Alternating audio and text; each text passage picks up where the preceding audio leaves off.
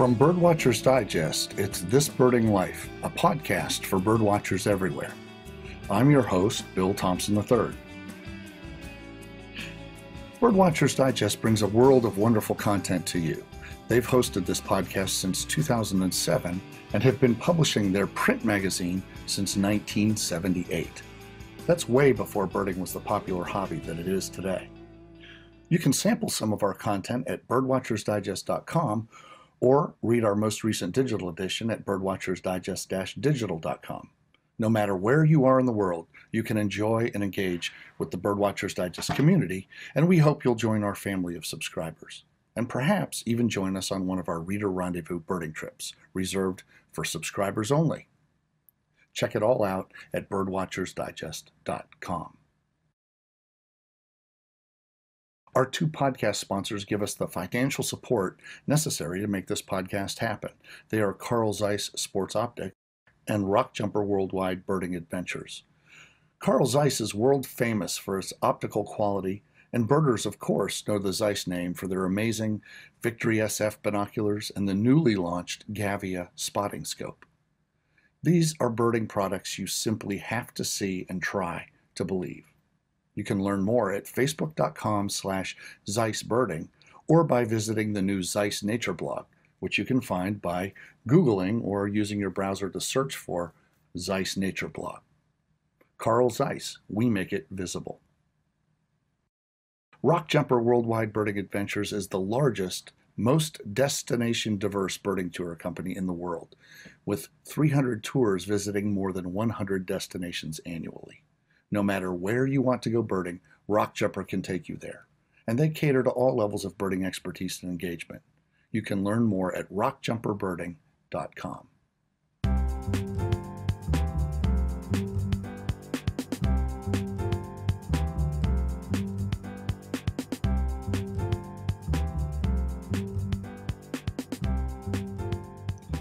This is episode 62 of This Birding Life, an interview with Rockjumper Birding Tours. If you're a regular listener to This Birding Life, you'll have heard us talking about our sponsors before and after every episode. And this isn't just idle commercial flattery. Our sponsors pay us an annual fee so that we can produce these podcasts and provide them for free to you, our listeners. But that's just one small example of the things that Rockjumper founder Adam Riley and his business partner Keith Valentine do for the birding community at large, as you'll soon hear in this episode.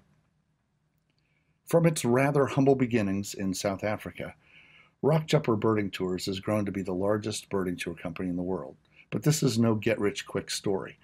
They've done well by doing good, supporting ecotourism development, supporting bird and habitat conservation, training guides and outfitting them all over the place, and much more. They've pioneered avatourism to several parts of the world where no one was going prior to that, and they've expanded their offerings of tours now into other non-birding areas of interest. Last August, I caught up to Adam Riley and Keith Valentine just before the annual British Birdwatching Fair in Rutland, England. Here's our conversation. Okay, my name is Adam Riley, and I founded Rockjumper back in 1998 and was the main driving force behind it for many years, and am now taking more of a back seat. And my colleague and friend Keith Valentine is now the new managing director of Rockjumper.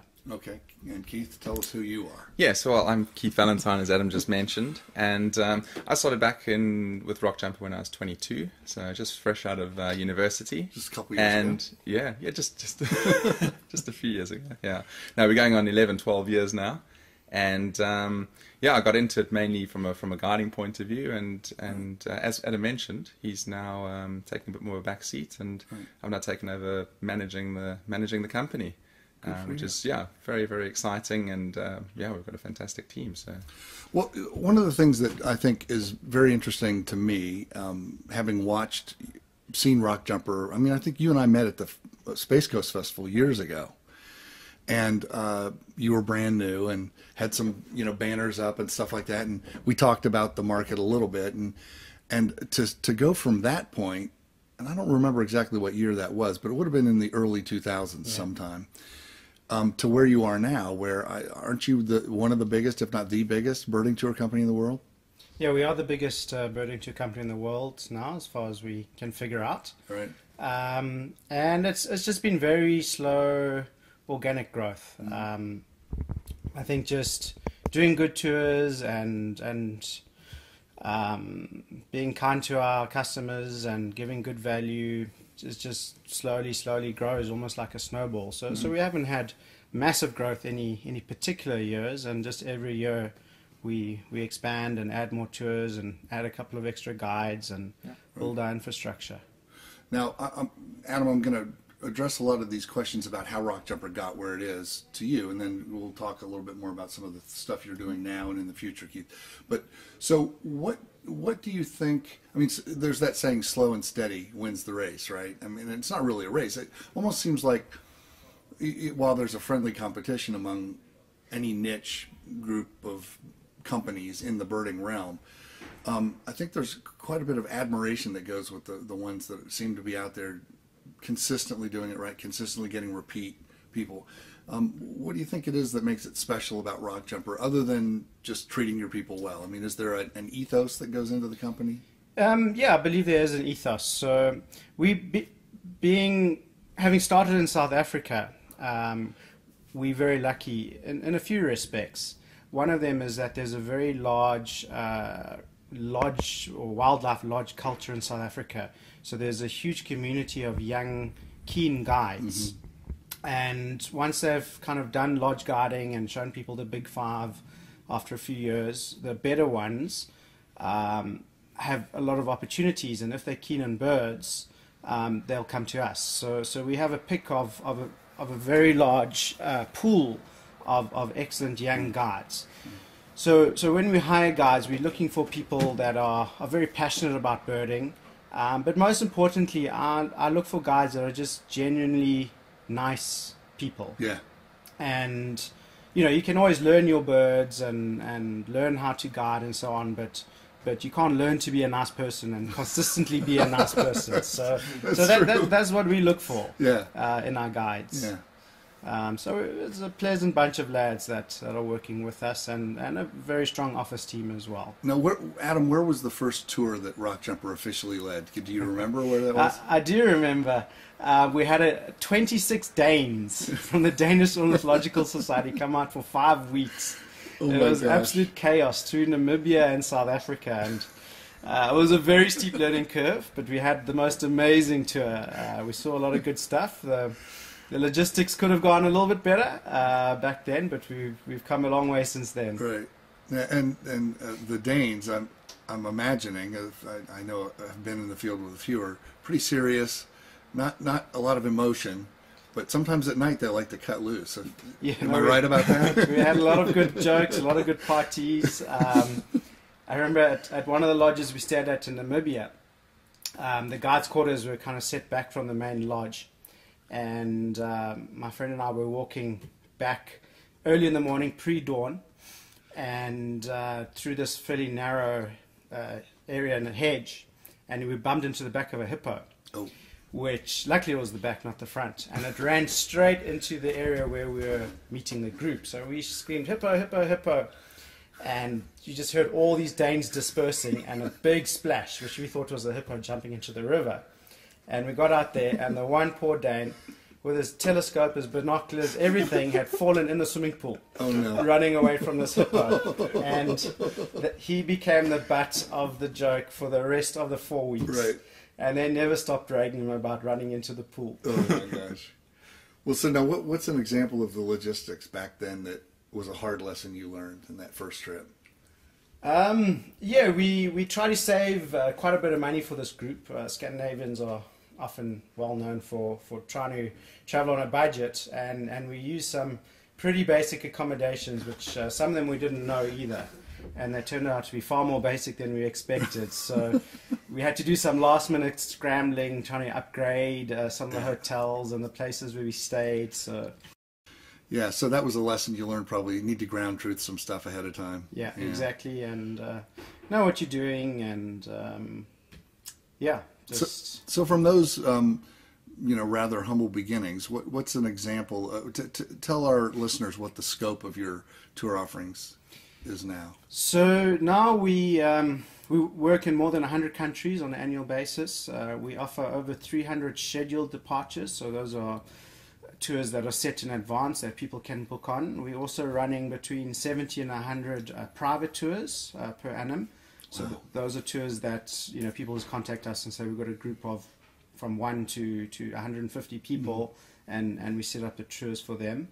And then we also have separate sister companies doing wildlife tours, photographic, cultural, and general adventure travel. And those companies, I know Oryx. Yeah, so it's Oryx Photography, there's Rockjumper Wildlife, there's Tau Cultural, and Out of Bounds is the general wildlife travel company. But all of those are somewhat are under the Rockjumper umbrella, or they're somewhat smaller parts of it? Yeah, they're basically sister companies. So Okay. most of them are in partnership with an expert in those fields. I see. Okay, good. Now, Keith, you started off as one of those young birders who. One of those, how yeah. long did it take you to learn how to be a nice guy? Well, Still learning. Huh? loaded question, but Just wanted to see if you were awake after the long trip to get here. no, fair call, fair call. I've always thought of myself as a nice guy. Yeah, you are a I nice mean, guy. You know, I'm just kidding you. Yeah, no, that's it. Eh? So And what- as what Adam you- said, I mean, a lot of the guys generally are. you Yeah. know, just- Well, I've found that to be true with the folks I know. Generally I know pleasant Forrest people. from the U.S. and yeah. But so how did you come upon Rockjumper and get started in the company? Well, I started in 2005, so I was, I mean, I've been birding in South Africa for a long, long time. So I started when I was 6 years old, keeping lists and what have you, and particularly going out with the parents. So my mom and dad are big birders as well. My brother, also 3 years younger than me, but also a very keen birder, and he's also working for Rockjumper as well. His name's Glenn. Okay. And yeah, so we've been in the birding circle for a long time, and always knew about Adam and guys like David Hodnott as well, another really senior guide at Rockjumper, and had read numerous of Adam's trip reports through Mozambique and places like that. So when I was a teenager and in varsity, we were running around doing all of that type of stuff and ticking birds, and that's where I sort of bumped into Adam's name, first up, and met Adam for the first time at a white-winged fluff-tail twitch, which is a particularly tough bird to try and see, white-winged fluff-tail, and very little known. So that was our first meeting. And then met up with him at Did you get the bird? home. Though? Got the bird. We got the bird, Okay, yeah, we got good. the bird. That was important. The next time round, I didn't get the bird, though. I was looking for, it's actually my last breeding bird in Southern Africa, a great bittern, and one of the fellow guides down in South Africa just found a great bittern at a particular wetland, and came down to meet up with Adam, and he told me a little bit about what Rockjumper was doing, and the guides, and the tours that they were trying to expand into, etc., etc., and yeah, it all sounded incredibly interesting, and I couldn't, a lot of me was, my background is, well, I studied finance, and that was kind of where I was angling to go into. Sure. But there was a big part of me that wanted to travel as well, and here was a guy like Adam, and I knew of Rockjumper, from years before, Right. reading trip reports, and they'd send me like their latest trip that they went toGhana, and reading through You're that was thinking, oh my fantastic. It was gosh. so exciting. Yeah, the life And- of Riley. Literally. Amazing, the life yeah, of no, Riley and Hodnott and these guys, running around doing this, and this is incredible, and then to think that, wow, you can actually go out there and not just see birds. I mean, I would pay money to do this type Right. of thing. Shh, these guys want to pay you for Right. doing that. Right. It's quite amazing, what a concept, Right. And yeah, I just finished my degree and said, oh, what's there to lose? Let me move You can down. always Let come me back do- to finance Yeah, later. Absolutely. And it might help So- out with running the company someday. well, Did you know? Little do you know, exactly. So yeah, a long run. I mean, obviously starting out as a guide, Yeah. running around, living out of a suitcase for Sure. many months and whatever at a time. But yeah, it's all fun and such an amazing learning curve, and yeah, just So Keith, what was your, I don't know if in South Africa if you guys have the concept of the spark bird, but the bird that got you going on birds. What was your spark bird? it's I don't think it was a spark bird. I think it was the way that we did things. For me, it was more about the numbers. It's always been about the numbers. It's been chasing some sort of a goal. It's setting records. So the thing that actually got me was more about. And that ties in with your finance too. Maybe I don't know. It's the statistics and the analytics behind it all. Yeah, there's something there for sure. But I remember as a child, it was my parents always liked to go out. We liked to go walking. We liked to go to nature reserves and see animals, and that was fun, But it was more fun to go out to a place and see 75 species, and then hang on, next weekend, let's go back and see if we can break last week's record. Oh, yeah. Okay. That was the fun. That was the real fun behind it. So it was the kind of this like record, and it's always been with me. This sort of record keeping lists the whole story. So that's cool. yeah, I'm a big lister, you know, and I list everything that I pretty much can. It's just in me. That helps. But that I think was the spark. So it wasn't necessarily a spark bird. I mean, you know, I sort of remember paging through a Roberts Field guide to the birds of Southern Africa and looking at my first, you know, long-billed crombeck and saying, oh, this guy doesn't have a tail. It's got to be figuring it out, you know. But I wouldn't say that it was a spark bird as such. I think it was more the fun of breaking the record. Yeah. That was the. And that kind of ties in with what a lot of people talk about, that how close birding is really to hunting, and that collector kind of I've always wanted to, you know, I've talked about this in several of our podcast episodes, that when my dad would come back from trips when I was a little guy, a couple times he brought me those a little box of rocks, like a mineral collection, and each one was labeled and it said where it was from. And there were maybe 15 in this box, all different colors, purple and clear and, you know, yellow and green and shiny and sparkly. And of course, what I do is rip them out and then try to figure out which one went, you know, and you can never figure it out. But there was something about that, putting a name on it and like categorizing and solving the puzzle is something about that for me, got me going. And where did you grow up in South Africa? Johannesburg. Okay. Very centrally located. Yeah. So yeah, it wasn't my favourite city. I was very quick to try and move out. But yeah, nice central location for getting around the region. Sure. And Adam, how about you? How'd you get your start with birds and nature? I grew up mostly on farms, so I always loved wildlife. And at the same time, I loved collecting things. So I did stamps, and I still collect coins and books and so on. And I was given a bird book one year for Christmas by an aunt when I was 13. And I took to it like a duck to water. I just made a list of the birds that occurred in my area and went out and tried to tick them all off and collect them. Nice. And never looked back. It became my life, not even part of my life. And was there one that you saw that you really remembered thinking, oh, this is so cool, like kind of rocketed you into a higher energy level of... Yeah, for sure. I love the blue crane. It's still my favorite world bird. It's the national bird of South Africa, and we actually had a pair breeding on our farm at the time, and just finding that and listening to the amazing call, it sounds a bit like a sandhill, was one of my lifetime memories. Yeah, and I've dipped on that bird 3 times in South Africa, so I don't know how. People say, how did you miss blue crane? But I've managed to. I've wore my blue crane repellent somehow. Well, next time you come out, we'll show it to you. Yeah, there you go. So what is the typical Rockjumper client like? Is there a typical Rockjumper client, would you say? I believe our clientele is more multicultural than most of our competing tour companies. So on any tour, you're probably going to get 3 to 4 different nationalities, which people really enjoy, getting to know people from Europe, Australia, South Africa, US, Canada, etc. Right. Typically, I'd say in the 60s is probably the average, but we have people from teenagers up to people. We've had one lady in her 90s. So it's a real mixed bag. Because we're a large company, we're able to offer quite a few different tours to the same destination. So if I take Colombia as an example, we have a 2-week Colombia highlights, which is less traveling, staying in very comfortable places, and focusing more time on each location. And that's kind of for the more softcore birder who doesn't want to rough it. Then we have our 19-day Andean Endemics tour, which is more 2-night stays, a little bit more hardcore, getting a much higher species count.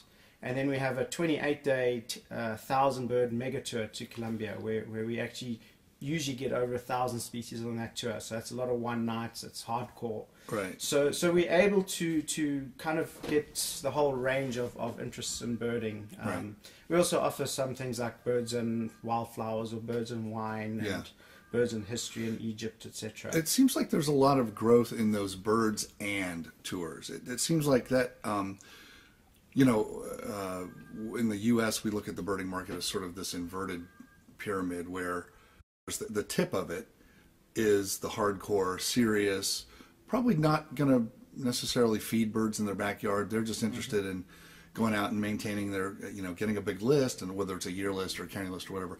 Super, super avid. Then there's the medium people that are coming to festivals and traveling, maybe once or twice every 5 years outside the U.S. And then there are the people who are just generalists, who would be blown away by going on a trip to even just like Costa Rica or Belize or Trinidad and Tobago, because they've never experienced the tropics, and it would open their mind. And some of those, move up the ladder eventually. But I do think there are a lot of those people that are kind of shy to go to a birding event, whether it's a festival or an actual organized tour. But I think maybe offering birds and something else, do you feel like that kind of takes the pressure off a little bit, or lessens the intensity of the perception of intensity? Yeah, without a doubt. There's definitely those people who wouldn't want to just for 2 weeks do nothing but look at birds. Yeah. And yeah, definitely as well reduces the pressure on those people. I don't think they have to be out there all the time. And they obviously must have an interest in whatever the and is, be it wine or wildflowers or big game or history. Yeah. Now, are you still guiding several tours a year, Adam? Now that I have kids at home, I don't travel that much, but probably 1 to 2 tours a year I'll guide. Yeah, the lucky people get to go on those tours. Yeah, and Keith, are you, now that you're moving into more of the managing director position, are you still out in the field as much as you were? Not as much as I was, yeah. So It's been a progressive slowdown for me, Yeah. really. I mean, from 10, 12 tours a year for a number of years to the last sort of 3, 4 years, cutting back to sort of 5 and 4 and, Yeah. those type of numbers. So, You miss it? I'm typically doing 3 to 4. Well, the thing is, it's a big part of me that loves the travel still. Yeah. It's in me. And I find if I'm in the office for 4 or 5 months in a row, you're itching to get back out. There's a big part of you that, Right. and I've got 2 young kids as well, and wife at home, and so it's part of that whole mix. There's a time and a place for everything, and there's a time and a place for living out of a suitcase, and the same can be said for knuckling down and focusing on something different. And now it's the time for focusing on that. But no, absolutely, got to get out in the field every now and then. And what's your can't miss destination that you, if an opportunity came up to guide a trip to X place, what would that be? It's tough, because a lot of places have got something really unique to offer, and a lot of people would think that it would be somewhere in Africa, because I'm from South Africa, Right. and I've always found that perhaps there's a little bit of it that's so close to home that I'm looking for the exotic, and having experienced some of those more, what I consider exotic places, parts of the world, I would say something like Malaysia and Borneo. What a combination of mammals and birds. Right. And amazing families like broadbills and pitters and what have you. And Yeah. it's got all the makings of what I find is to be a really thrilling trip. You've got so much forest as well, and I love forest birding because it's technically just a little bit more challenging, and you as a guide get to test yourself a little bit more. There's nothing like going out and saying, well, geez, this trip, can we find like 6 species of pitter? That is a bit of a challenge, and what a fun thing to do as well. So, Well, let me ask you a very specific question about forest birding and pittas. This is something that I've never been to Borneo or Malay. I've just stopped through that part of the country. I was in Papua New Guinea on a trip years ago by the PNG Tourism put on a FAM trip, and I was with Tim Appleton and there was a debate going on because there were a lot of tour operators that were on this FAM trip and some journalists, and there was a debate going on about what gear to wear and what clothing to wear in the forest for these very shy forest birds. And one fellow was absolutely adamant, no light colors, nothing bright on you, nothing shiny, and another guy said, I've been leading tours in Thailand and Malaysia. I find it makes no difference. It's the individual bird and what other disturbances are. Could you have any opinion on that? Yeah, well, I do. And look, and everyone's going to differ on this. Oh, yeah, but I think that's interesting. For me personally, I mean, I used to bird. I did all my birding almost in whatever colours, before becoming a guide, and I didn't find it having too much of an impact on birds itself. I think it's more about movement. Yeah, I really do. I think quick movement and and voices and noise is more of an issue than what you perhaps wear in the field. I think there's no doubt about it. If you're in deep forest and you kind of look a bit more like a tree, it can't hurt. It can't hurt, right. Exactly.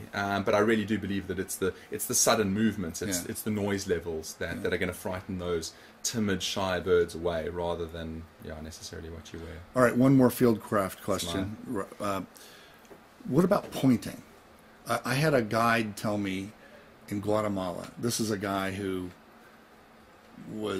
had grown up in a tiny little village way up in the cloud forest, and in my pidgin Spanish and his broken English, heavily Mayan influenced Spanish, he communicated to me, don't point like this, because these birds down here, that's whether someone's pointing a gun or an arrow or a dart gun or something.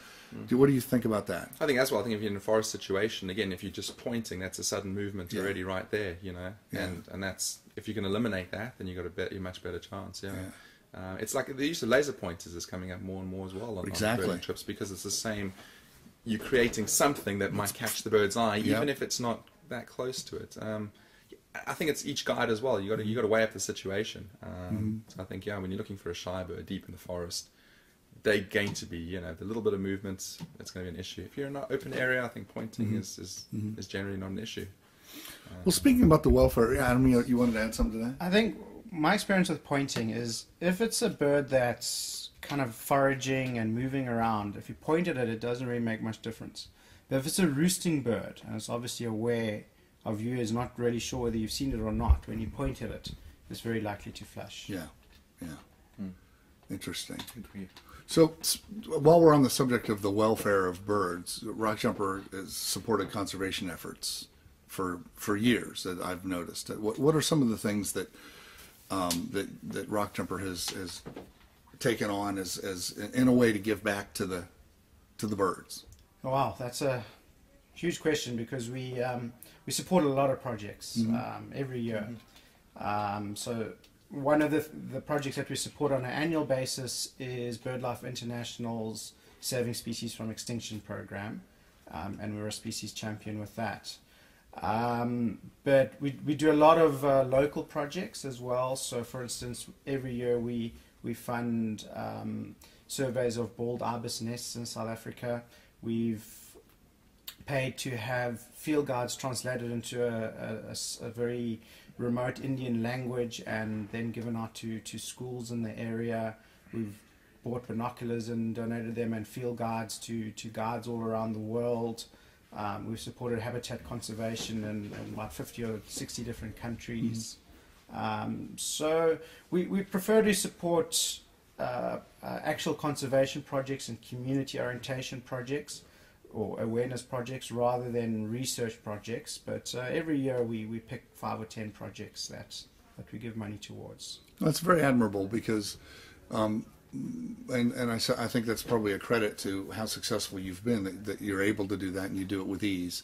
I think it sets an example for tour companies that are starting up and other ones that are coming along, that if we go in there, we're blasting our iPads or our phones and playing the songs and laser pointing the birds and getting our birds and getting out of there and not thinking about the impact. I mean, because there have to be places around the world where Rockjumper goes and every other major tour company goes to get this little guild of birds, right?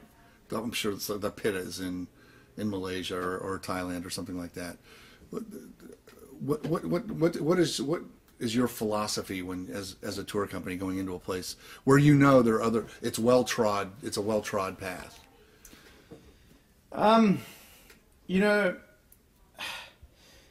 It's such a difficult question, because you wake up in the morning and you open your window to your bedroom and you disturb a bird. So just by being alive, you disturb birds every day, and being disturbed to a certain extent is part of a bird's natural daily activity. An animal might walk by and disturb them or whatever. So I feel that when we go into the field, I'm not going to say we don't disturb birds. Anyone who goes into a park is going to disturb birds to a greater or lesser degree. So it's minimizing your impact is very important, making sure you don't stress birds out by playing their calls too much at them and so on. But the fact that you're actually going into that park and you paying guide fee, park entry fees, and possibly using a local guide from the community where they see that there's value in conserving that forest, provides far more benefit than the little bit of disturbance you might do to a few individuals that live along the trail. Yeah, yeah. Do you have one of the podcast episodes that I've done? I think one or two of that I want to do more of is called Great Birding Stories. Like, and this may not be something that you can pull up right now, and we should probably save some time later during the bird fair here to maybe catch one if you think of one. But I'm putting you on notice now to think of a good story. And if you've got one now, I want to hear it because, I think one of the neat things about birding is that we're a tribe that has cultural things that we kind of all believe in and we all adhere to or don't, and there's friction. But one of my favorite things to do after a good day out on a trip or just birding with friends is sit around, having a meal, having a few beers or a glass of wine or whatever, and telling some stories about the time that if somebody fell off the dock and blah blah blah blah blah. So, Keith, you were nodding. Do you have one you can share with? Sure, yeah. One that pops right onto the top of my head. And it can be any funny or hair raising or whatever. Yeah, no, absolutely. This is one that's it's probably been recalled quite a few times around the table in the past. And I know from the people that were on the trip as well, they've certainly mentioned that it's made a very good sort of after dinner time, have a laugh now type of thing. At the time, probably not the funniest thing, but you remember it, an unforgettable experience. So we were on a trip in Rwanda. This was in 2007. And we just finished the morning. Everyone had gone out and seen gorillas, and it exceptional. You're in Volcanoes National Park, and everyone had just had the most amazing morning. And we pitched up back at the lodge and had a lovely lunch, and then we were going to head down towards Nyungwe Forest, in sort of the southwest corner of Rwanda. Beautiful forest reserve and famous for many Albertine Rift endemics in that area. And everyone was very excited, but we knew we had a long drive ahead of us. We knew it was going to be about a 7-8 hour drive, And so we were having a quick lunch, and then we were going to leave, and we knew we were going to get in fairly late. So we were just busy briefing everyone for that, and our local agent over there mentioned to me, he said, well, there's another option that we can look at, and it's about 7 hours, but we can take a boat trip and go down Lake Kivu. Oh. Instead of doing this drive back through Kigali and sort of on these bumpy roads, we can get in a boat and we can head on down through Lake Kivu. Probably about 7 hours it'll take. I'm sort of doing the math and going, okay, well, it's not too bad an option. We could probably get in and be maybe 8 o'clock this evening. Yeah, it could be pretty good. So I put this to the group and said to them, look, these are the options. We can either do a road trip, so it can take maybe 7-8 hours. We can do a boat trip. We can do 7 hours. Obviously, I've never done the boat trip before, but this is an option. Everyone unanimously chose the boat trip. Sure. Naturally. I mean, it sounds better. It just does. So anyway, we hop into this boat and off we go down the lake, and we start seeing people on the shore side and a few birds, and it was beautiful setting. And slowly the afternoon sort of wound away, and we pitched up at a beautiful little island that was in the middle of the lake. And the sun was just going down. I mean, I'll never forget it. Beautiful sunset. And I sort of turned around to everyone and said, this is life, isn't it? And just at that point, there was a white-backed night heron that had come out to feed right at the edge of the boat. And we sat there and watched this. And it was just amazing. Everyone was just, this is the... So I turned around to the guy who was driving the boat and I said to him, so how much further do we have to go? And he said, well, we're not quite halfway. which was rather interesting at that point, because you've been poking along at birding time. Yeah, exactly. We were puttering along there, and sort of think, well, the hours are going, and anyway, so he says this, and when he saw my face, he started shaking a little bit, I think, and everyone was with me when I sort of posed the questions. Everyone heard. It was a small boat as well, and. So we realised that we had a bit of time ahead. So look, as the evening progressed, the wind started picking up on the lake. Yeah. So to the point where the guy started worrying about the boat and the safety. So he pulled into a little docking point, got out, had himself a little something to eat and what have you. We had a few things with us, a few snacks. But yeah, we sort of waited then. We're waiting for the winds to drop. We didn't know how long this was going to be. Eventually, after a couple of hours, he comes back into the boat, and on we carry on going. And by this stage, all of these massive fishing boats are coming out into the lake, which is an amazing sight because you've just got these single lights dotted all over the place, and we're sort of zooming between, I guess, Rwanda and the DRC. We don't even know where we're going with barely any light on our boat. And everyone's sort of looking ahead, like, where's this village that we're heading off to in the southern tip of Lake Kivu? Anyway, to cut the story short, we eventually pitched up at 5 o'clock that morning. All-night boat trip. All-night boat trip. An all-afternoon, all-night boat trip. It's just like the African Queen. Hey, oh my God! Just unbelievable. So we pitch up there, and I said to everyone, "Well, look, you know, it's almost going to be dawn. What do you guys say we hit the forest?" You wanna...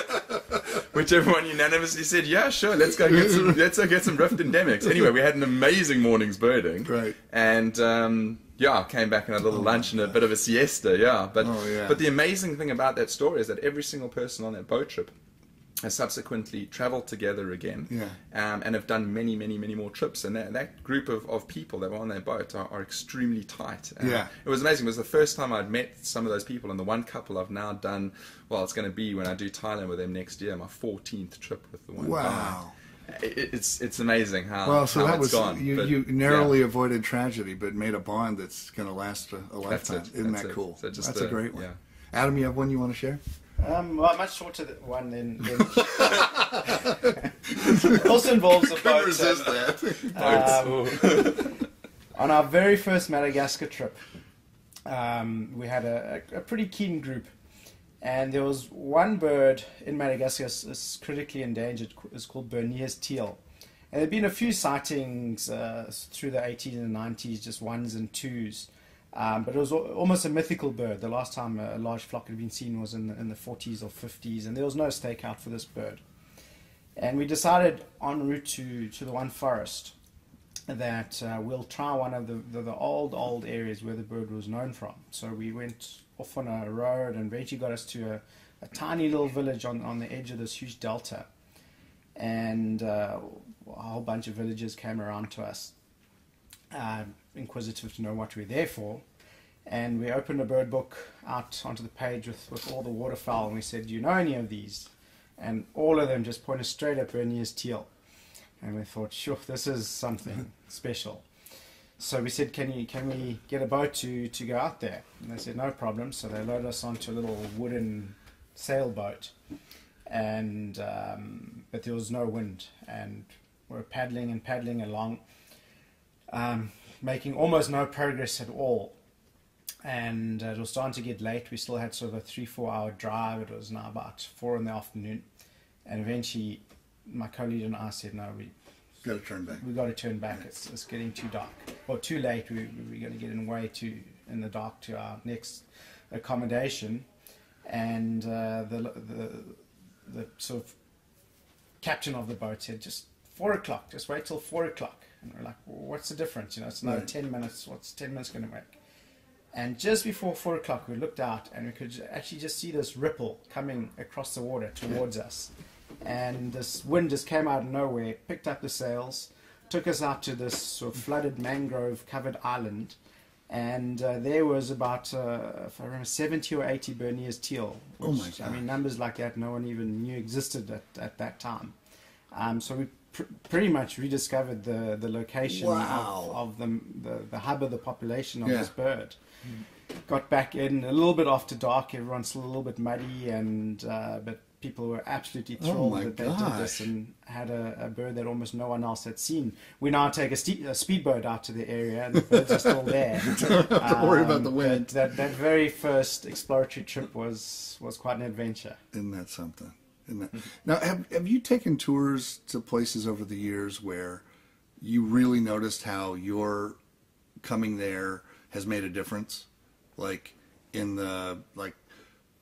I've spent for about 6 or 7 years in a row. I went to Guatemala, and first it was just a fam kind of trip, and then we started helping them with some of the birding spots, and then we started helping trade guides, and it was really cool. I loved it, and you could see how some of these villages were transitioning slightly from slash and burn to, hey, we'll take you to see the quetzals, Yeah, without a doubt. I mean, one of the places I've personally done a lot of trips and I haven't been there for 10 years now, is Uganda. But I did about 15 trips over a 6 or 7 year period.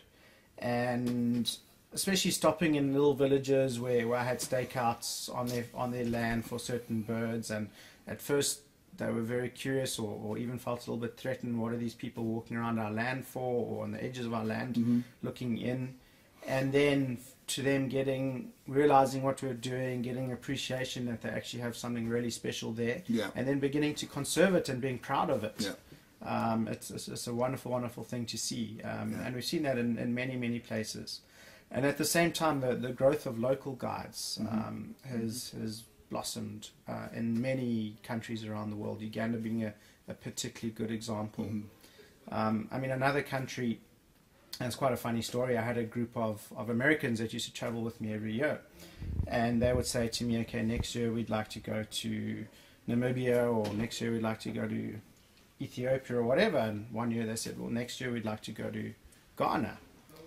And I'd never heard of a birding group going to Ghana before. So I said to them, are you sure you want to go to Ghana? They said, no, we've heard birding's good and we want to go there. So I said, okay, that's fine.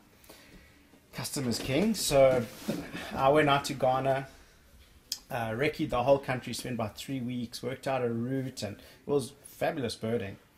Came back, set up the trip, they bought their tickets and everything else. And about 2 weeks before the trip, they said, are we doing a similar route to what Venta's doing? And I knew no other bird tour company had ever been to Ghana before. And that's when I clicked. They meant the Gambia the whole time. Oh, it's a G word. It's a G word in Africa. Go. And I said, you guys mean Gambia, but we're going to Ghana in 2 weeks' time. It's going to be the first birding tour ever in Ghana.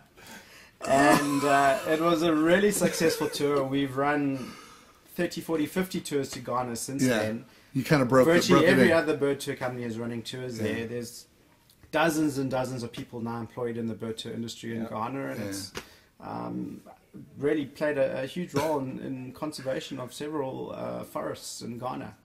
Isn't that cool? All because of a little bit of a mind blip there. Yes. Yeah, it's like people.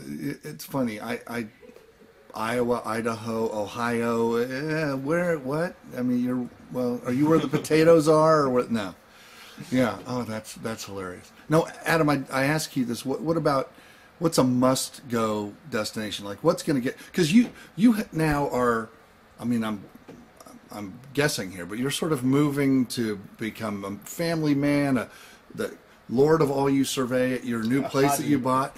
And I mean, it sounds like a fabulous place that you've bought. It's a game reserve, and what is the trip that would possibly get you off that little bit of paradise that you've I think one of the ultimate birding trips, if not the ultimate, is Papua New Guinea, to see the birds of paradise. You mentioned it earlier. Just the craziest, most outrageous birds, not only in plumage but in some of their dances, sounds, and not just birds of paradise. I mean, the best kingfishers and doves and pigeons in the world, and parrots as well. So that's either Papua New Guinea or West Papua on the Indonesian side. Those are just absolutely spectacular destinations. At the end of these podcasts, I often ask my guests to, and sometimes it's in their own native language. I say, invite our listeners to come and visit you here where you are. Now, we're not in South Africa, and of course, Rockjumper is a cosmopolitan company. It's operating all over the world. So, in your native tongue, would you each invite our listeners, and Keith, I'll start with you, to come and visit you sometime, or come on a Rockjumper adventure at some point? Yeah, for sure. Well, my native tongue is English, so it's very much going to be in English. Good. That's easy for me to edit. Yeah, for sure. Yeah, well, if you haven't heard of Rockjumper before, whether, it'd be lovely for you to come and join us on a tour. As Adam mentioned earlier in the piece, we do offer pretty much the whole world, and it's great fun being out there. It's great fun exploring and being on an adventure and seeing all these amazing places, and it's more than just the birds. It is the birds take you to these amazing parts of the world, and that's what's really special. And I'd love to share it with as many of you as possible, and I can say the same for all of our guides. That's great, Keith. And Adam, as you're stepping back, as you said at the beginning of this podcast, you must be filled with pride at what you've built, and now you're handing over your baby, as it were, to others to carry the torch forward, and it's got to be kind of a special. I mean, do you feel a little sentimental about it? It's been a team effort for a very long time, and we have the most amazing team, and certainly with Keith and Clayton in our office, it's Rockjumper's in very capable hands. So I'm very pleased with what we've been able to achieve, and again, it's not only thanks to our team, but also thanks to all our supporters and people who've traveled with us over and over again. What we find is once most people have the first taste of Rockjumper, they kind of just keep on traveling with us, and we become really good friends with many of the people that we travel with, and the tours are just a rip-roaring great time. So as a welcome, I hope everyone who's listening to this podcast will consider joining one of our tours and becoming part of our family. Well, that's well said, and I want to thank both of you. Thank you for giving me a little bit of your time, and our listeners will very much appreciate learning more about you two and what you do. So thank you. Thank you very much, Bill, and thank you, Bill. Thank you to your listeners.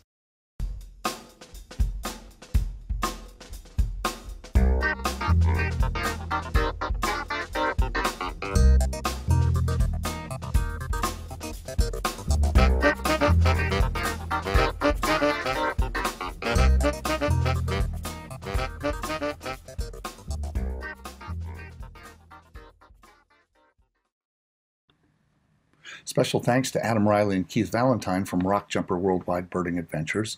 You can learn more about everything that Rockjumper does at rockjumperbirding.com. And if you sign up for Rockjumper Tour, make sure and thank them for their podcast sponsorship here at This Birding Life. Our other sponsor is Carl Zeiss Sports Optics, makers of some of the finest birding optics available.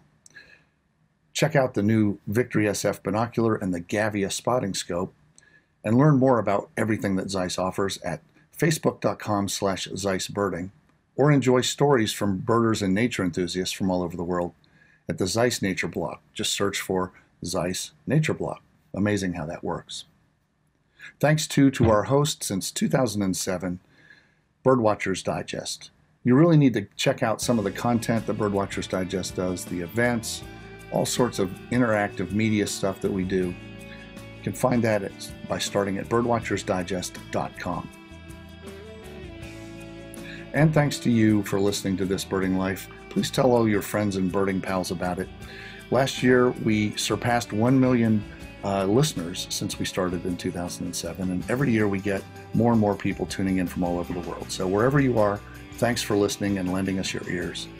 Until next time, this is Bill Thompson III saying, I'll see you out there with the birds. Laters.